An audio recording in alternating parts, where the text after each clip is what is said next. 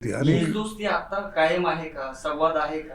कधी भेट होते का? नाही, योगेशरावने विचारलं की मी काय म्हटलं, बऱ्याच वेळा मन दुभंगली, मन दुखवली की मग माणूस मनाला लांब गेला तर तो जवळ आला तरी सुद्धा तो जवळ येत नाही.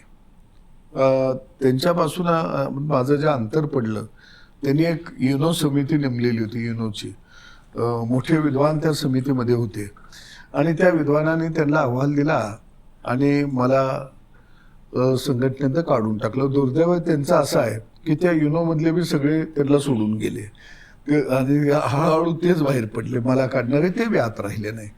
चळवळ कोणतीही उभा करायची असेल तर चळवळीतल्या नेत्यांना आई व्हायचं असते. चळवळीमध्ये बाप होऊन चालत नाही, राजकारणामध्ये बाप व्हायचं असतं. कारण तिथं एखादा माणूस आलेला तो लाभापोटी आलेला असतो.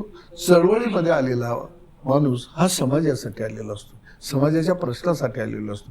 त्याला काही तिथं चळवळीत आला म्हणून कुठं कॉन्ट्रॅक्ट मिळत नसतं, त्याच्या लेकराला नोकरी मिळत नसती किंवा एखादं लाभाचं पद त्याला मिळत नसतं. उलट घरून भाकरी आणूनच खायच्या असत्या त्या. आणि चळवळीमध्ये लोक म्हणतात की लष्कराच्या भाकरी भाजणं म्हणजे चळवळ. त्यामुळं तिथं आई व्हायचं असते. मी म्हणणार नाही, पण राजू शेट्टी हे बाप व्हायला गेले आणि त्याचा परिणाम एक चांगली चळवळ आम्ही महाराष्ट्राच्या कानाकोपऱ्यात पोचवली. राजू शेट्टीचा चेहरा मी महाराष्ट्राच्या कानाकोपऱ्यात नेला, त्याला मोठा असा तडा गेला.